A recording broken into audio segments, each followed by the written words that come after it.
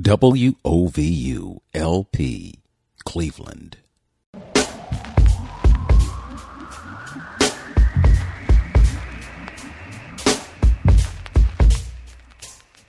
This is Open Door with Vince Robinson.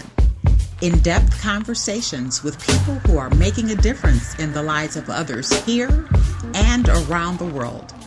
Culture is at the heart of who you are. Know your culture, find yourself on Open Door with Vince Robinson.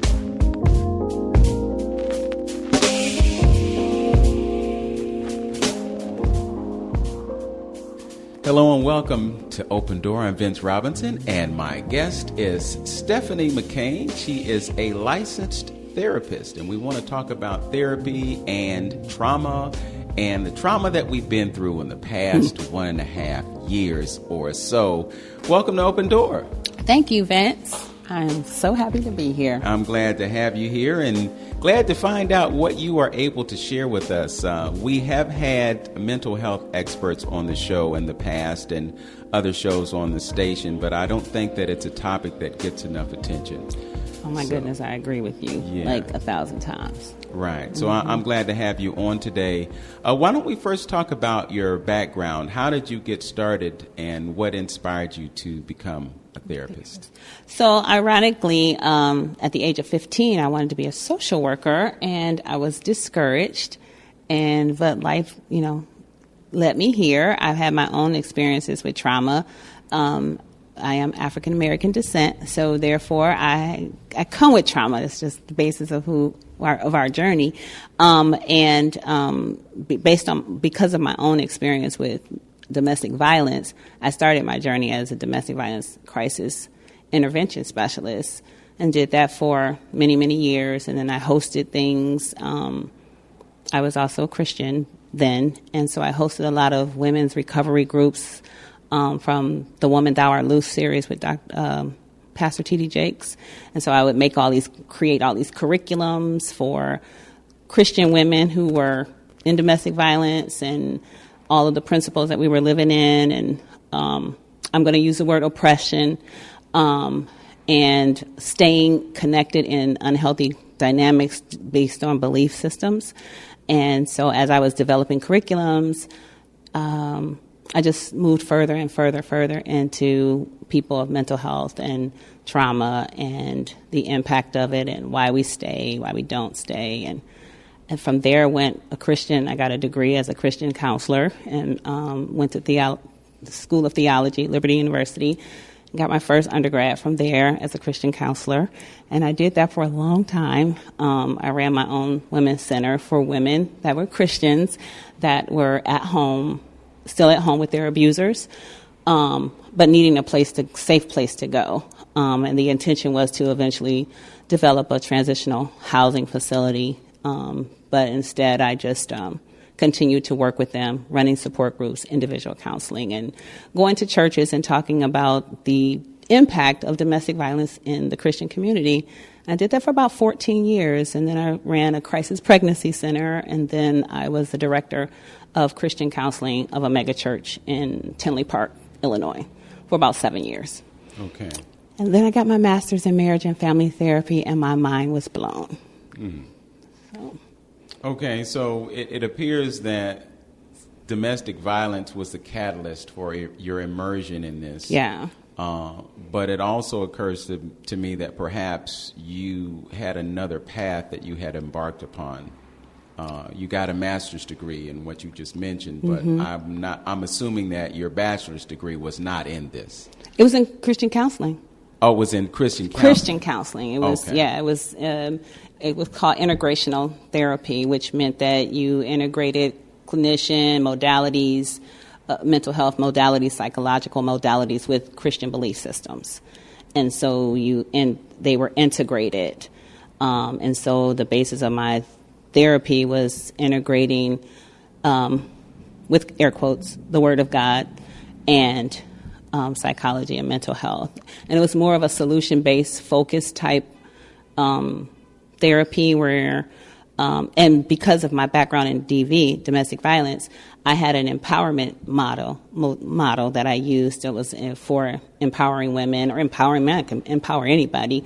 And so with that, and then the Christian background. Okay. And so in a sense, it was marrying the textbook with the good book. Yes. And that hybridized approach is what was supposed to give you the result. Yes. And at some point, I guess perhaps in your mind, there was a divergence that took place. Oh, my gosh.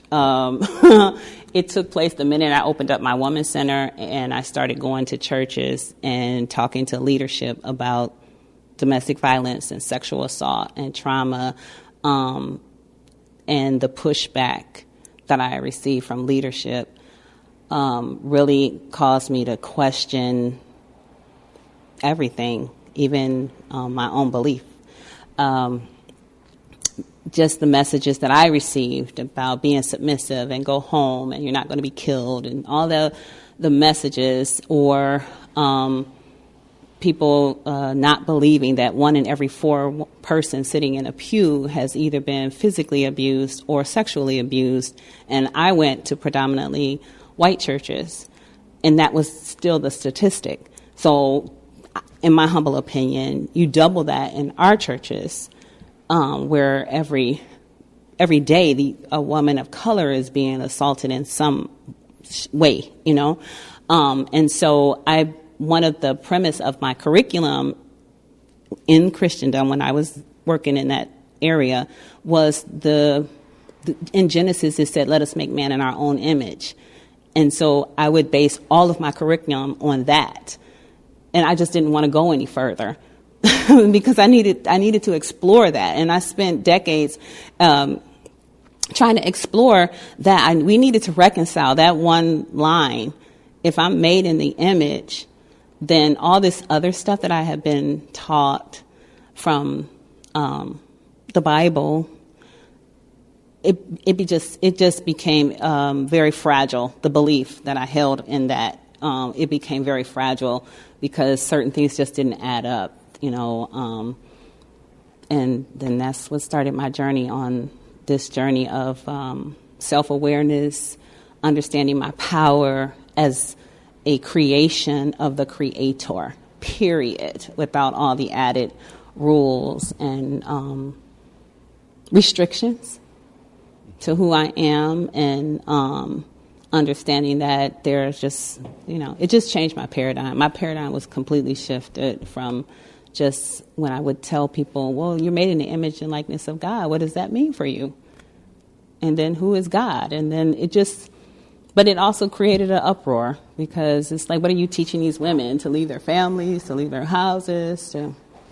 That wasn't the intention. The intention was for you to know that we could stand on our own.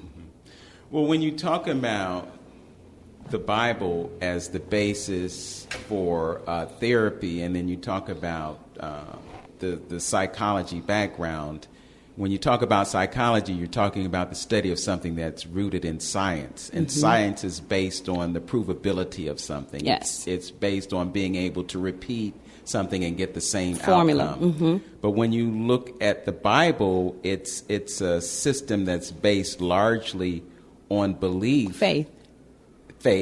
And there's a separation from science in that if you don't really consider the fact that it should all be one, but there's a separation. So I guess what I'm thinking is that at some point you kind of realize that there was a separation between the two, and the conflict is what resulted in you stepping away from that as a mode. Yes. Of sorts. Yeah, because I could no longer accept that the pathology was because I was a sinner. Especially me as a woman of color. Like, a lot of my pathology comes from something way different than just the fact that I was born a sinner. And I could not reconcile that.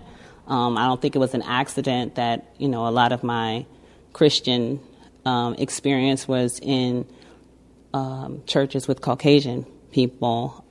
I didn't spend a lot of time in like a Black Baptist church. I did, but not a lot. A lot of my integration or work was with churches, or white churches. And so that came with its own set of challenges as I began to study the Bible and go to school for theology.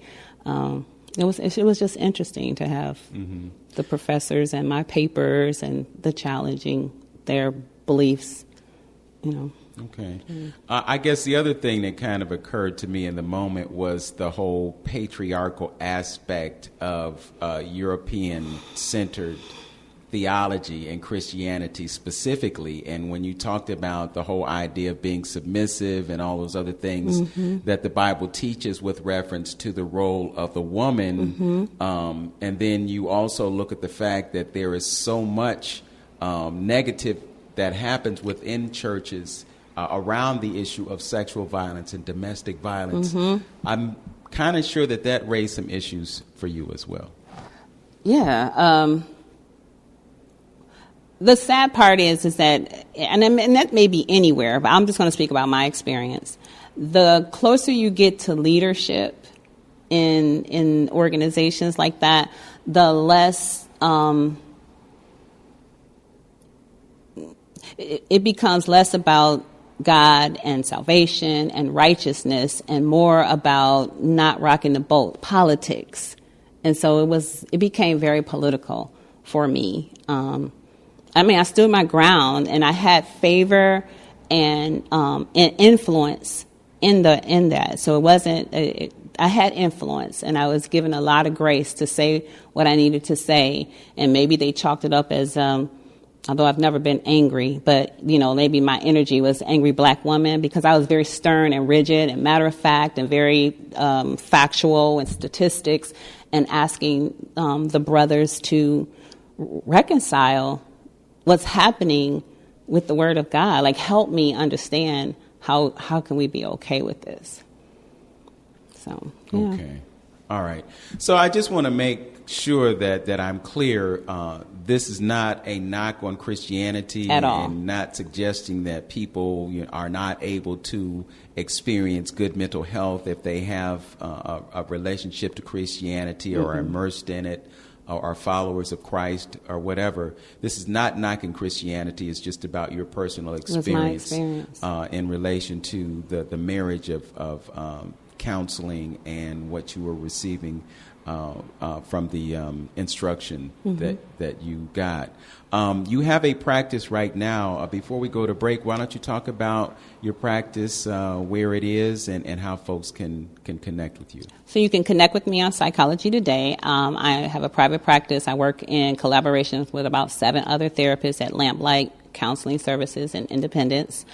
They also have a Medina office, but I work in the Independence, Ohio office, and you can always give us a call. I do not know the number by heart, so you'd have to go on Psychology Today.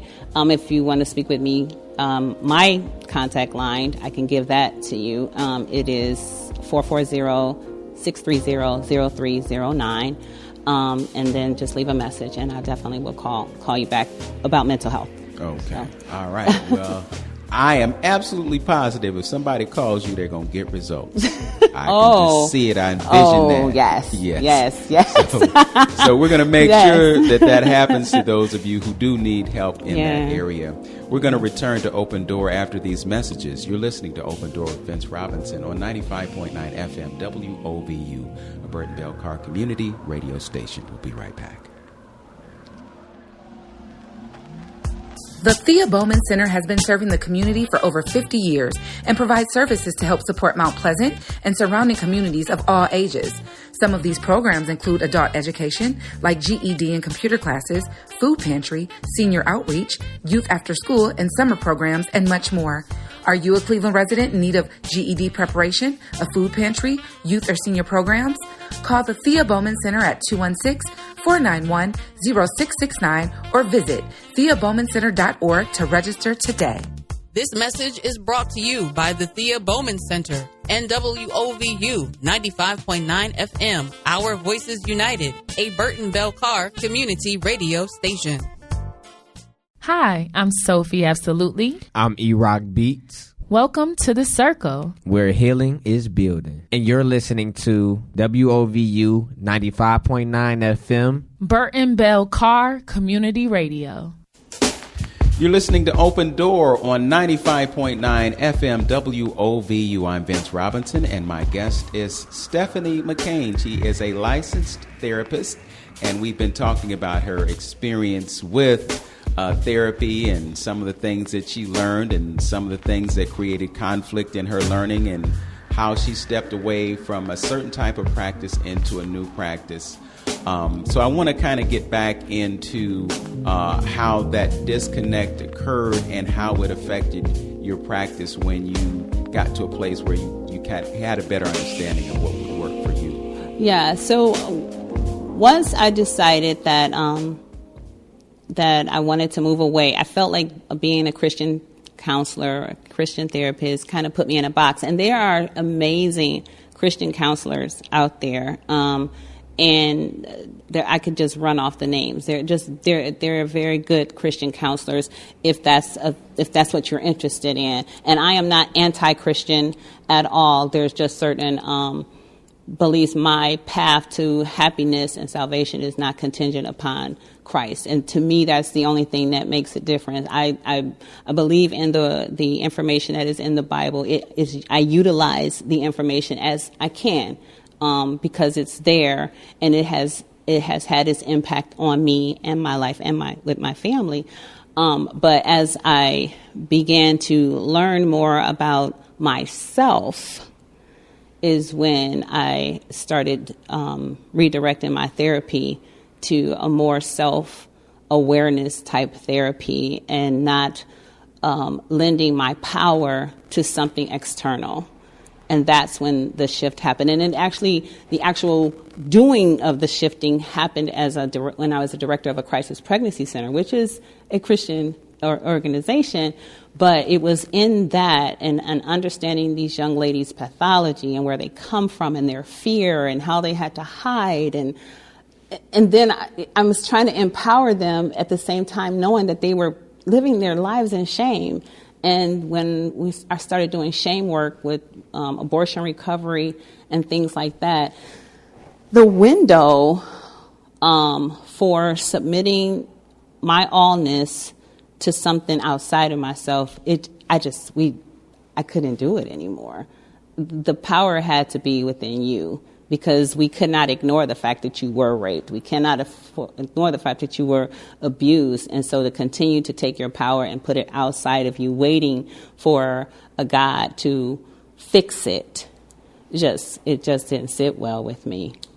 Yeah, well, you know, it's really interesting when you talk about this concept of self, because there are some who equate the self aspect of you with the God aspect of you. It is true. So when you find yourself, in essence, you are finding God. Yes. And so when you connect with self, you're also connecting with the power that is within you. Yes. So could you talk a little bit more about that conceptually? So in my humble opinion, I feel like if I stuck with Christian belief systems about, my power comes from Christ, and then the power is in me, that became what we call in psychology or in the clinic as a clinical term as double binding. Like, which one is it? Or a cognitive dissonance. So which one is it? Is the power in me or is the power outside of me?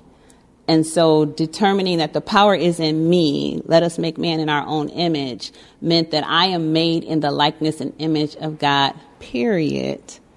And so when doing therapy, because I'm very spiritual, I emphasize the importance that you are the person that holds the answers. I'm just a guide. I have some tools. That's what my degree gives me. It gives me tools. It gives me language. It gives me the ability to research, to dive deeper, to use, like you said, science. It says, hey, if we do 1, 2, and 3, this should be the outcome.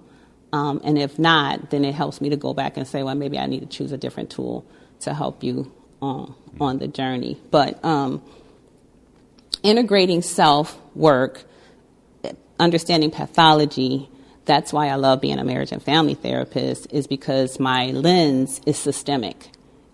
everything is systemic when you come to me. I do use solution focus where we'll find a problem, fix the problem, and you go on your way.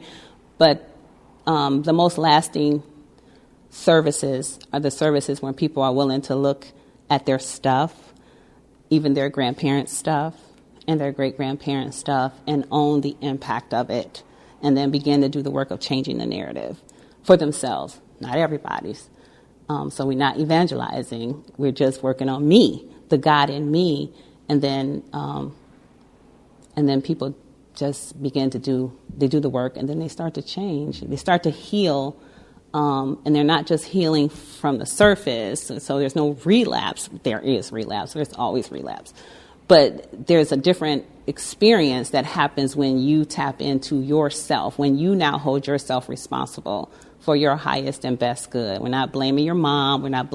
We're exploring the experience of your mother and your father and anybody who has mistreated you. We're exploring that experience, but then we start to take ownership of our own healing. You know, as you say these things, I can just imagine that the healing effect of just having that understanding, you know, just getting to a point where you could blame other people for where you are, but then you also have to take ownership of what you can do to affect who you are. Yeah, right. And now. so many times we hang on to things that were said in the past and things that were done in the past that should not have power over us anymore, but they do because we continue to give them because power. We're beautifully creative beings. And so if that's what I think, that's what I get. This is the truth. If that's what you think, that's what you get. But if you want to get something different, then we got to think something different.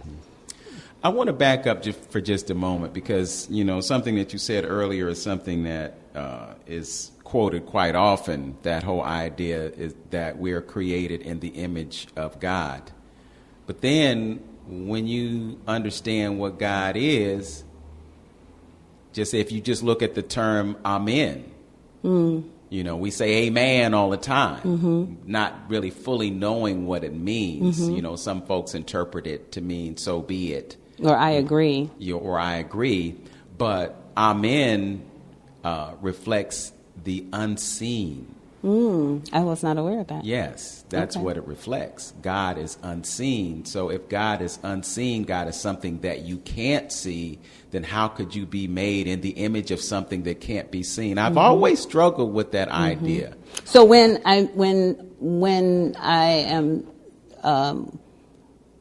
I get to have the experience with a person who is spiritual, and it's a lot of people who are, but and you ask the question or you make the statement, and then, you know, one of my first assignments is, you know, I want you to go home this week and write for me, who is God? What is it? I'm made in the image and likeness of God. You believe that? Yes. So now tell me what that is.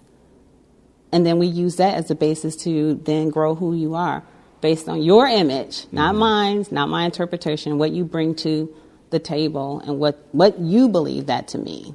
And you take it from there. Okay, so I'm just curious, what kinds of answers were you getting when you asked that question? So God is compassion. Can't see that. Can't see that. Nothing you can see. Right. There's never anything that you can see. So it's a behavior. It's a character. Most of the times it's a character. And then the person now has to stand and decide if they want to create a life that's congruent to that. If they believe that they're compassionate, they're loved, they're abundant, then our work is to create a journey that gives them that experience. You know, what's really interesting about that is that God is all of those things. God is compassion. God is mercy. God is grace. All of those different characteristics. And then when you look at ancient archetypes, when they talk about God and they talk about these different attributes, I mean, even within Christianity, there are different names for God, El Shaddai, Elohim, all these names. And all these names are different names for God, but they're also different aspects of God. Yes. But when you say Elohim, you can't draw a picture of Elohim. You can't draw a picture of El Shaddai, you see. But again, these are things that we don't think about. We just accept because they're told to us over and over and over again. and at a certain point we accept them as truth. But again, I'm just looking at what you've expressed to me in this recording, and it seems to me that there was kind of a disconnect between what makes sense and what I just can't wrap my mind around, but you want me to accept something that I have no ability to understand. Right. And so then the people who come to see me are the people who are having a challenge, not just with their faith, but that same cognitive dissonance, that experience is happening on their journey too. So I know another assignment is, I know God loves me, but, and then just do the work. What is that? What is the but? Because that same experience is, I know my mom loves me, but I'm not good enough, or whatever the buts are. I know that, I know this is true about me, but, and it's all the buts. And that's what the experience for me and many people with religion is that there was always this but, because this is not making sense to me. And when people come for mental health, it's like, I'm tired of trying to figure this out. Help me to figure this out. Like, what's happening here? Why am I feeling so unhappy when I really should feel happy? If everything I'm telling you is true, my unhappiness is not making sense. My anxiety is not making sense. My depression, it doesn't make sense. Mm-hmm. And I feel that when life doesn't make sense, people get sick. Right. So in your practice, what you are able to do is to create change within that person without having to use mind or body altering substances? Right. Mm-hmm. Well, people use their own minds, bodies as the change. I don't create change. I just am a vessel to say, tell me about that. I remain completely curious. I ask a lot of questions that people want to ask, but they don't ask. And I also give a lot of permission for people to say, you know what, that was effed up. Because some people have allegiance to parents, to systems, and in our space, you get to say that. I'll hold you in that space. We don't even have to ever tell your mother that's how you felt. But let's just do the work. Let's turn towards that. Let's feel what you feel, and then let's do the work to heal it. And so it just becomes a safe place for people to do their own work. I'm literally just a guide to say, hey, what about that? Right. I noticed you kind of looked away when we were talking about such and such. What was that all about? So. Yeah, and you probably do more listening than you do talking. I do. Sometimes I think I talk a lot, but yeah. Okay. Well, it would probably be comforting for them, for you to have conversations, because they're looking for answers and nuggets within what you share. So yeah. I use a lot of analogies in what I do. Stephanie, I feel like I need to have a session. Can we hook one? You're listening to Open Door on 95.9 FM WOBU, and I'm having a great conversation with Stephanie McCain. She is a licensed therapist, and we're digging. We're going to dig a little bit deeper, and we're going to get some answers before we conclude this program. Stay tuned. You're listening to 95.9 FM WOBU, a Burton Bell Carr community radio station. Back in a moment.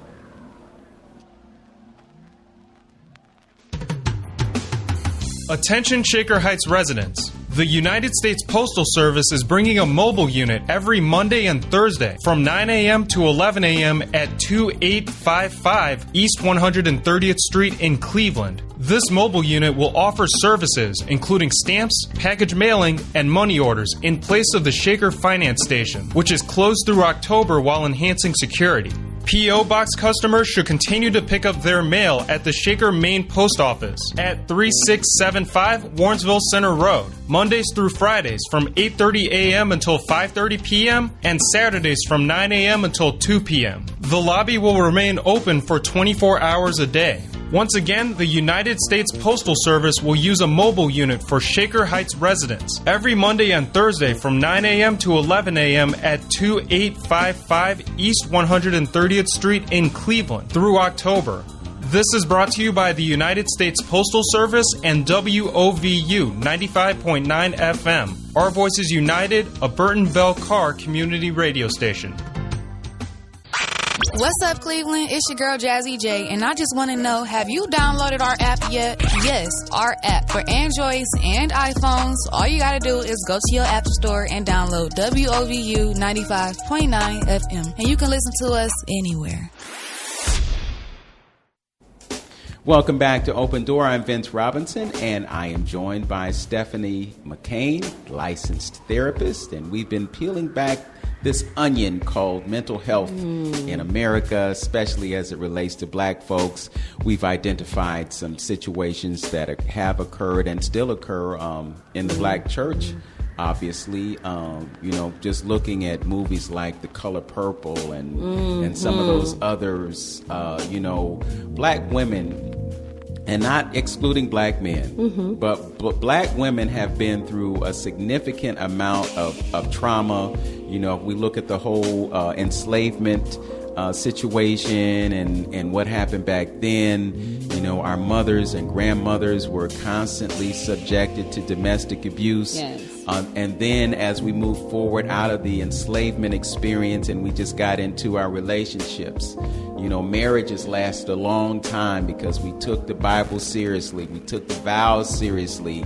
And folks were abusing each other, men, women, and women, men. But they stayed because of that, because they were so tied to and bound to their faith that they stayed in situations that probably didn't benefit them.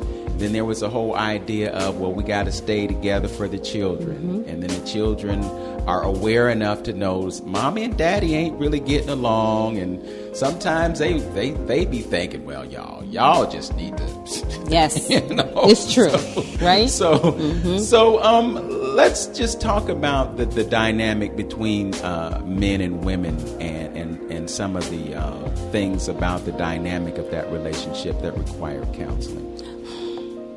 Oh my gosh, that's a whole hour. So I'm just gonna talk about people of color. And some of the stuff is definitely universal. But understand that we have a pathology that doesn't, we don't have, let me rephrase that.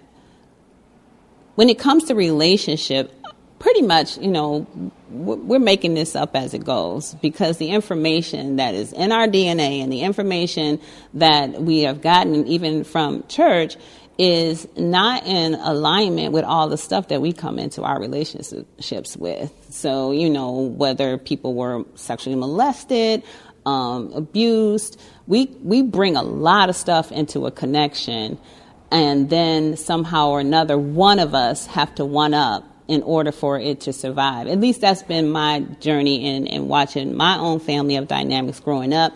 And then when I service couples, that has been my experience. And I want to say, sadly, which is my biggest challenge with our community, is that we don't go to counseling for marriage repair.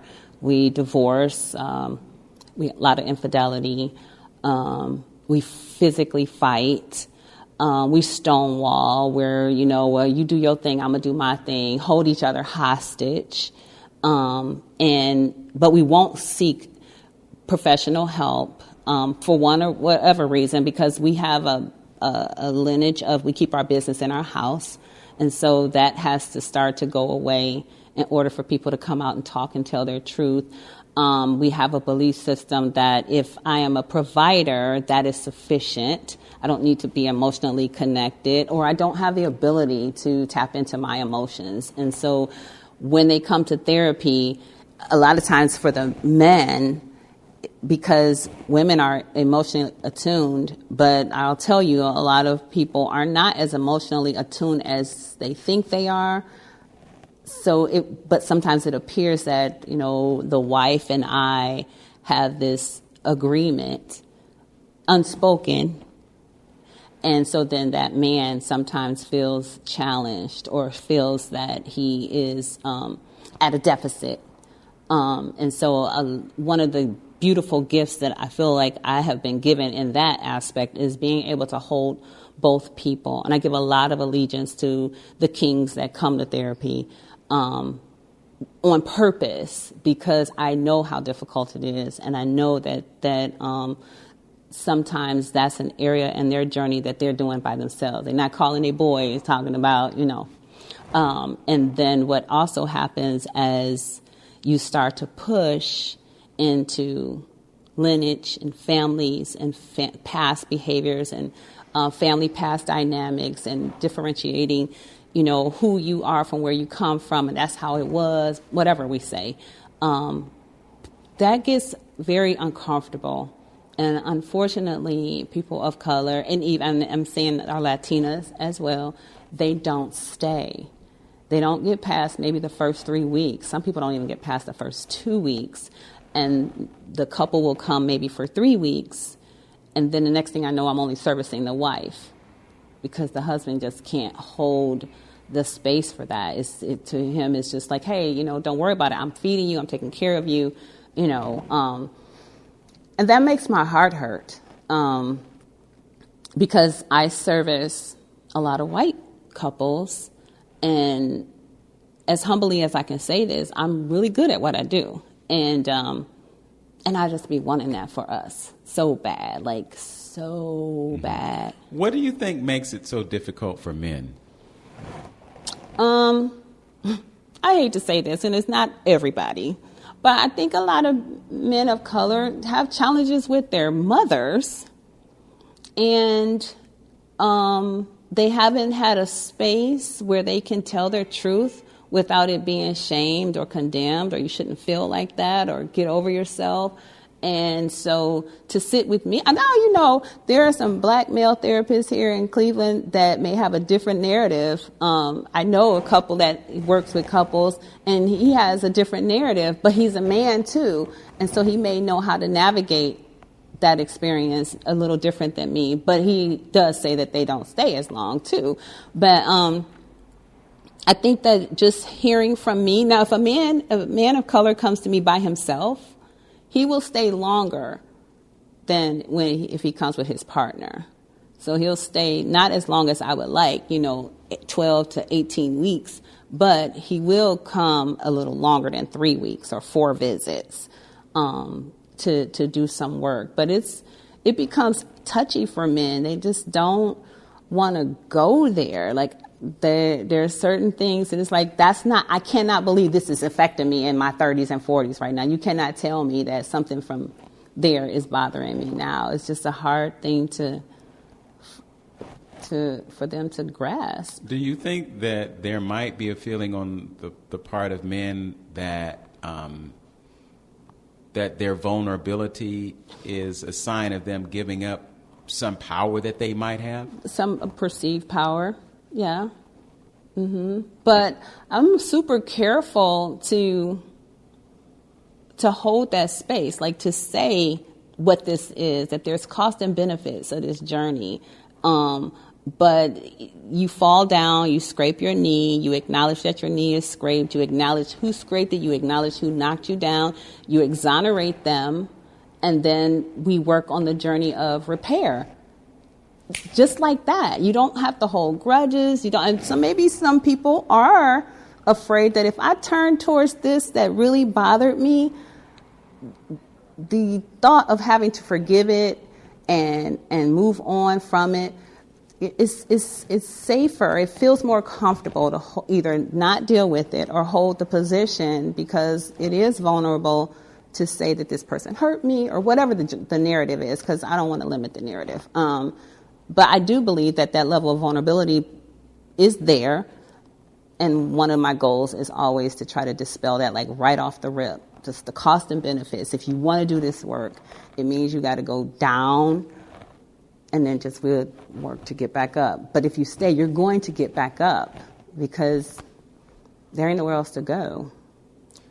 What do you think is the tipping point, the catalyst that would result in someone saying to themselves, maybe I should consider therapy?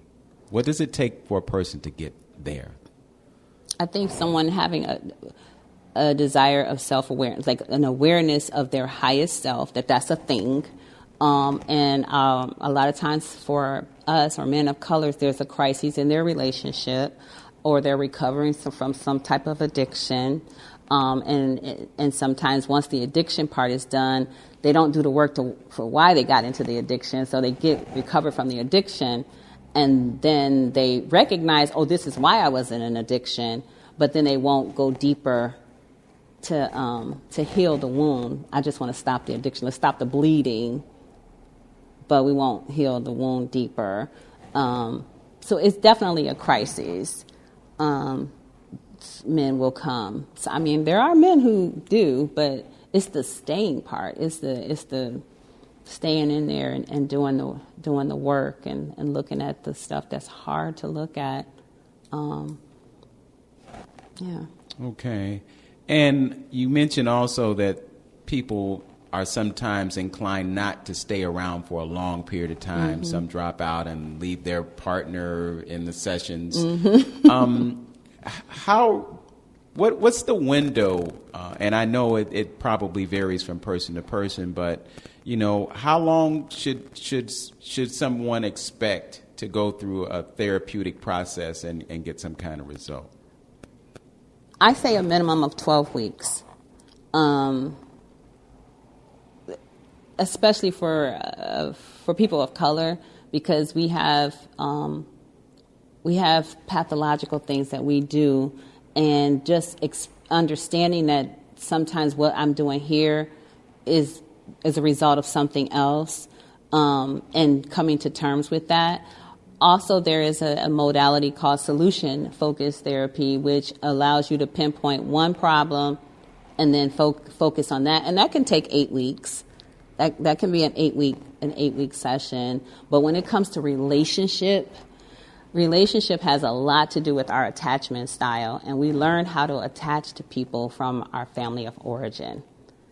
So, and attachment work sometimes takes a little longer, because I am teaching you how to use a different attachment style if it's not working in your connection. So if you are avoidant, now I'm trying to teach you to be more connective and secure in your attachment. And if you're anxious, now I'm teaching you how to become more secure and less reaching for your partner. But if you have a history of maybe, let's say, abandonment from your mother, especially for men who have abandonment from their mother, they become super avoidant. So anytime their emotions in the household are high and elevated, then they run. Those, a lot of times, I don't mean to stereotype people, but it's research. Those are the ones that spend a lot of time being with infidelity, because they can't handle vulnerability.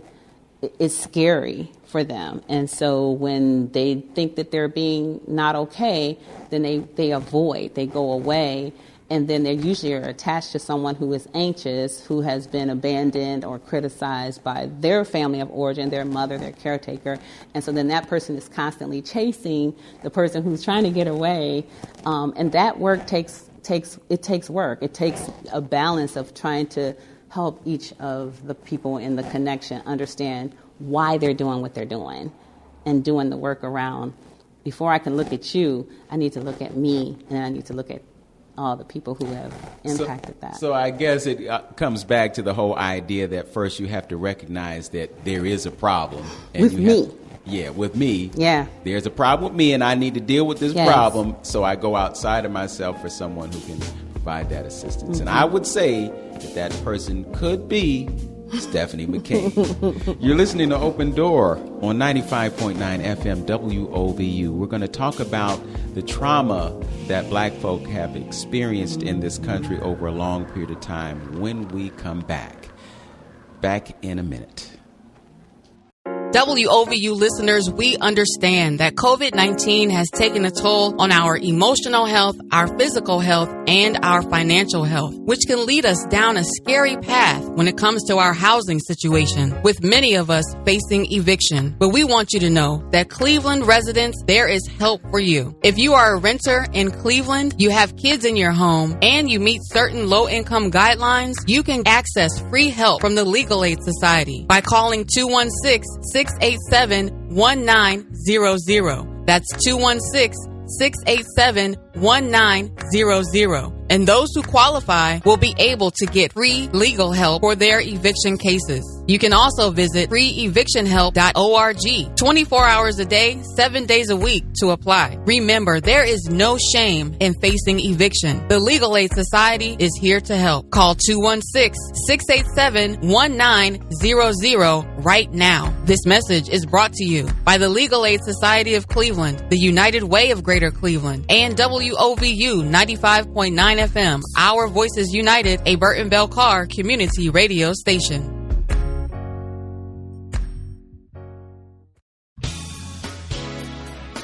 WOVU listeners, did you know you can call us during any live show? Did you know you can ask questions or give your comments live on the air?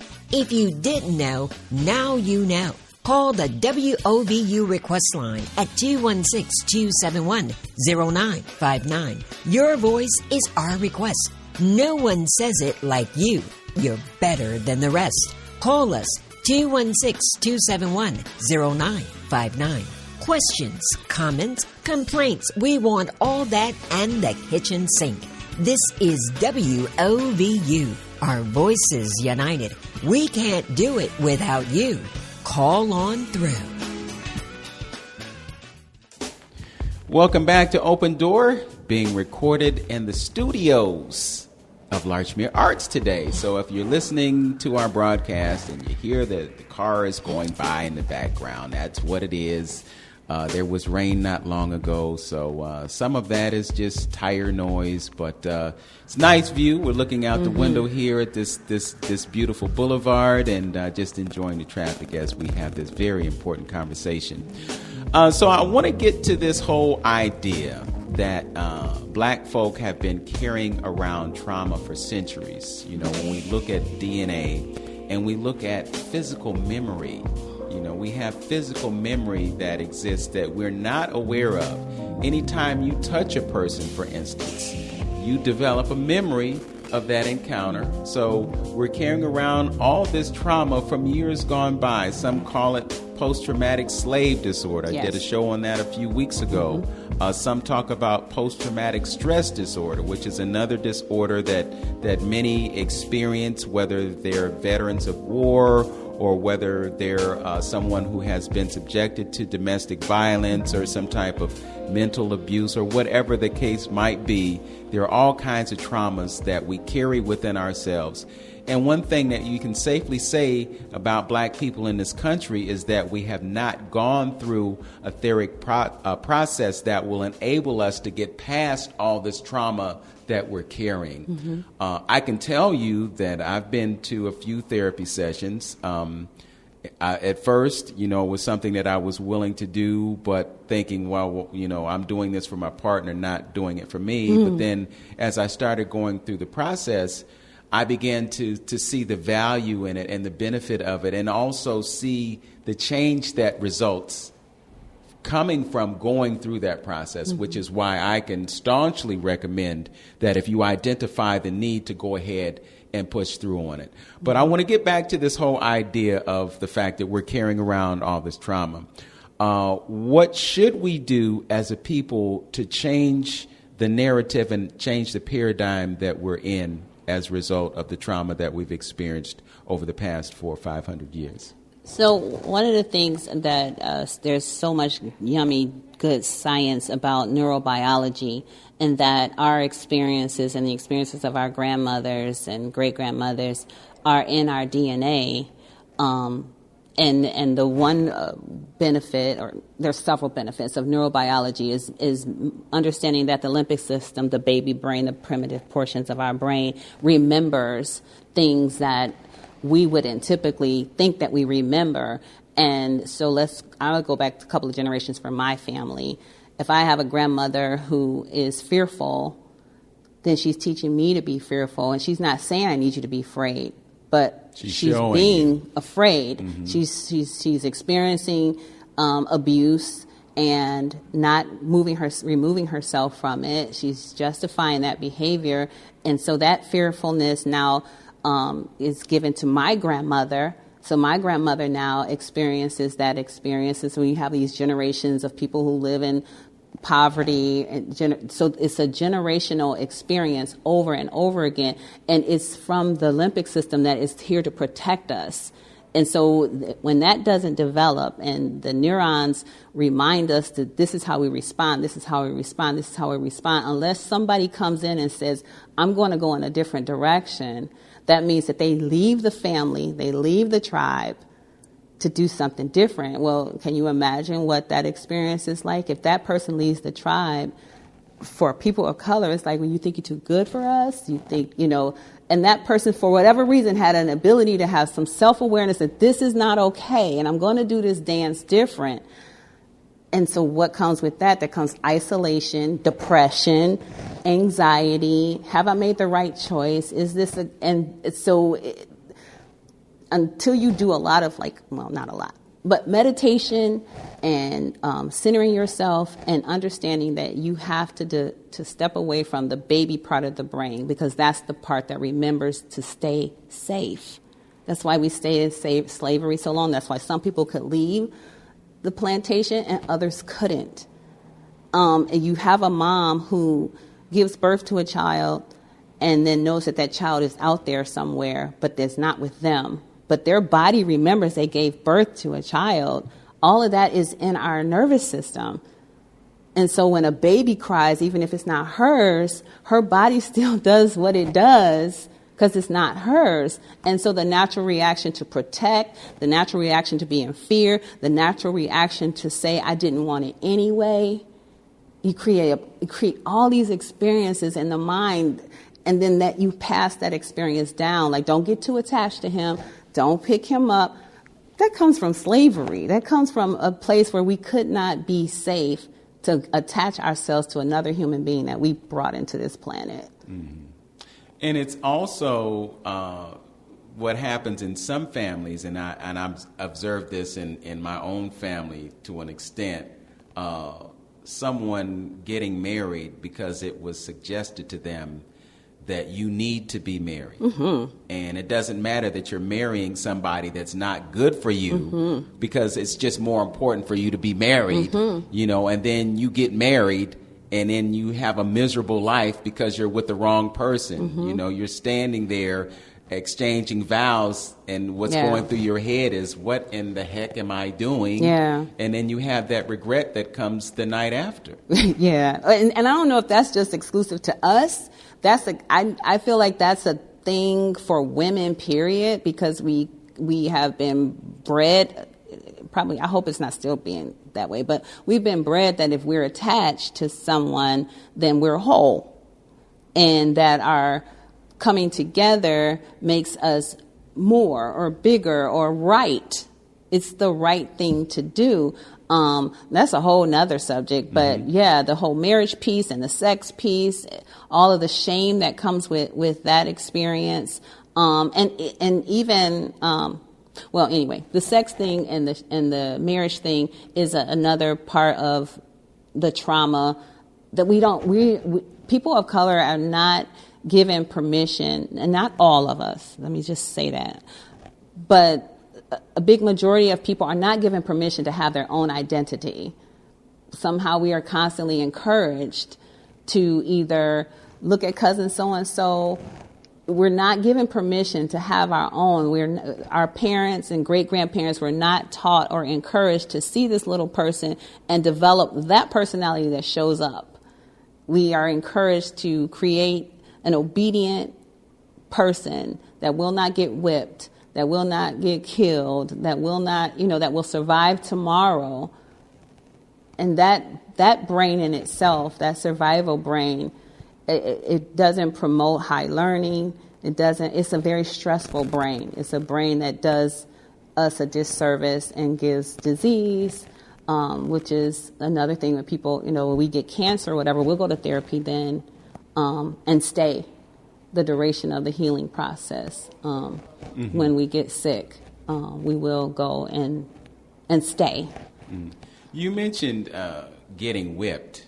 And I have to think that that's a trauma in and of itself. Absolutely. I think part of it is a carryover from the enslavement process, and we accepted that as a natural part of discipline and child rearing, but things have changed in terms of our perception of what really works, and we're finding now that perhaps that's not really a good idea. So I'm just wondering, how can we undo a paradigm that really hasn't worked for us historically, but we think, well, I got whippings when I was a kid and I turned out okay, and we could be the most screwed up of all. Yeah, and is that true? That's what I say to statements like that. How do you know that's true? Yeah. How do you know that you turned out okay? What if there was more to you? Right. Than what's showing up right now. Especially if you're one to pull out the belt too. Yes. Thinking, it worked for me, it's going to work for you. And that child is saying, hey, look, you're getting ready to do some bodily harm to me, and I can't wait until I can get up out of this house, so you can't do that to me anymore. What else would a normal human think? You'd have to be preconditioned to think that it's okay for this person to physically hurt me, and I now have to have this love and adoration for them. Like, you have to understand that there is some type of preconditioning that comes before you could actually put the whippings that we got, I'll talk for my own whippings, to that, and then turn around and somehow or another I am told that I'm supposed to love you. That's like cognitive dissonance at its finest. And to reprogram a brain like that, I'm telling you from my own personal experience, it's a confusing message. Someone's saying, I love you, so I'm going to hurt you. Hurt you bad. That goes along with something else, to dial back in our conversation a little bit, and that this whole idea that you're supposed to fear God. A loving God. Again, that doesn't make sense to me. If God is love, where is fear in that equation, especially if fear is the opposite of love? Those two things they don't line up, they don't add up to me, but we say that all the time. I'll see profiles on a dating website, and the woman God will lead, fearing. I'm God-fearing, and I'm like, okay, I got to think about that, but okay. It's true, but here's the consequence of that. Like, in my humble opinion, it leaves us in a space where we're not given permission to think for ourselves. And when we are given permission to think for ourselves, or a space to think for ourselves, then there's doubt and insecurity and the need to be perfect so that I don't have the spanking experience or the whipping experience. And in the need to be perfect creates anxiety. So I'm not even creative. I'm just trying to get it right. Whether it be with my parents or whether it be with God. I'm just trying to get it right. I'm not trying to be my highest, best self. And who is that? And what is that? And where do you teach that to me? You can teach me to be a good citizen. That's the trauma. Because what is that? A good citizen to whom? The church. Who am I being a good citizen to? I need to be a good citizen to me, or a good citizen to my tribe, if my tribe allows me to be my highest, best self. But if I'm living in a space of fear, which is a lot of our story. Living in fear right now is everybody's story. Yeah. Because it's a story that's being drummed into us, that we have to be afraid when the exact opposite is true. There's no power in fear. There's no power in fear, and we should be living without fear when we embrace the God that lives within us and empowers us to do all things. Exactly. I think that's a great place to end our conversation, but I just want to give you another opportunity to let folks know how they can connect with you to take advantage of what you're able to do for that. Absolutely. Thank you, Vince, for this opportunity, too. Psychology Today, Stephanie McCain. You can find me on there. Lamplight Counseling Services in Independence, Ohio. There's websites to both. And the website to Lamplight is also on my Psychology Today page. And then my contact telephone number is 440. Thank you. 630-0309. 0309. Yeah. Okay. All right. Well, with that, thank you for joining me on Open Door today. Thank you. It's been a pleasure. I've known you all this time, and I never knew that you had all this in you. But I think the world is a better place because of folks like you. So thank you for what you do. I appreciate you, and same for you. All right. Thank you for doing this. And thank you for listening. Know yourself, love yourself, be yourself, and make today your best day. Peace.